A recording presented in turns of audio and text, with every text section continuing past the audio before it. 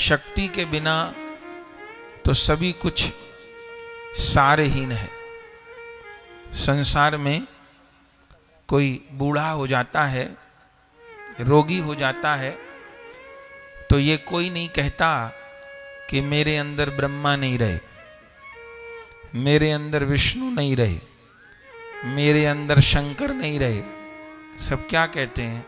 भैया अब शक्ति नहीं रही, अब शक्ति नहीं रही, अब हाथ पांव में शक्ति नहीं है, अब शरीर में शक्ति नहीं है।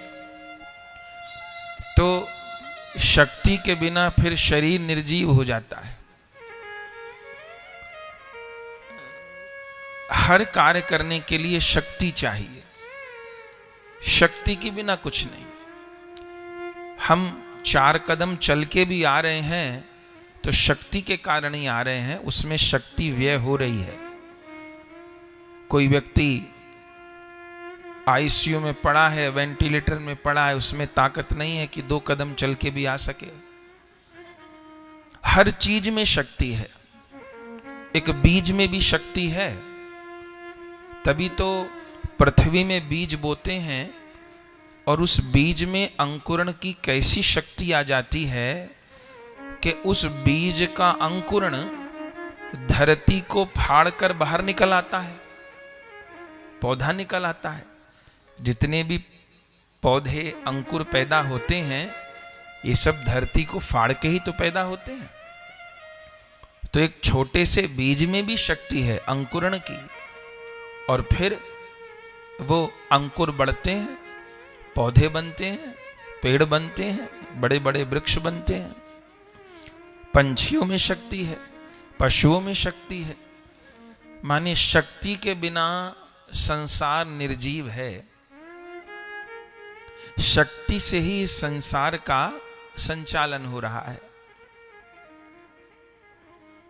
शक्ति के बिना सब कुछ निर्जीव है।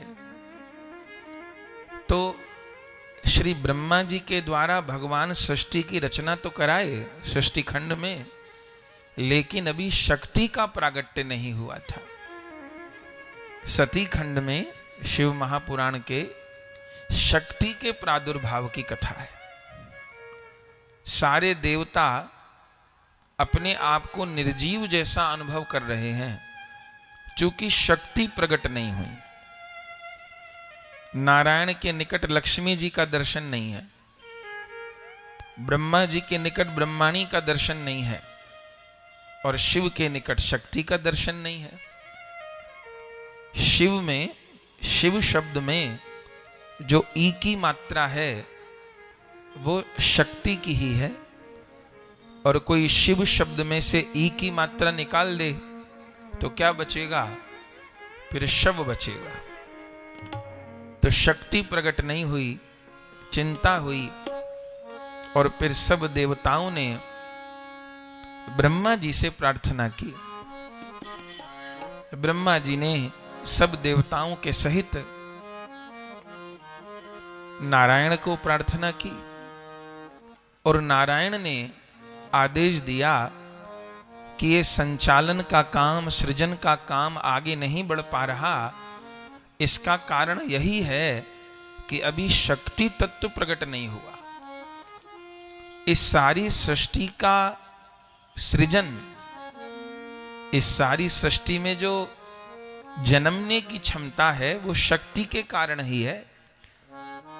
हमको, आपको, सारे जगत को जितने भी प्राणी दिखाई पड़ रहे हैं, किसने जन्म दिया है? पुरुष तो जन्म नहीं देता, सबको मां ही जन्म देती है। हम आप संसार में जितने असंख्य प्राणी हैं, हम सबको मां ने ही जन्म दिया है। तो संसार में मां न हो तो कैसे हो? सृष्टि ही रुक जाए। स्त्री तो सृष्टि की जननी है।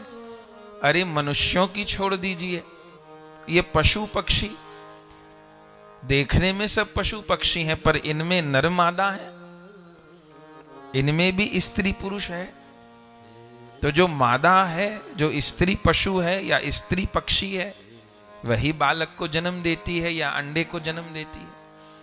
अरे पशु पक्षी को छोड़िए, ये कीट पतंग, हम तो मच्छर कहते हैं, पर मच्छर में भी नर और मादा है। उनमें भी जो स्त्रीलिंग मच्छर है उसी के द्वारा संतान का जन्म होता है, प्रजनन होता है। अरे कीट पतंग को भी छोड़ दीजिए, ये वृक्ष,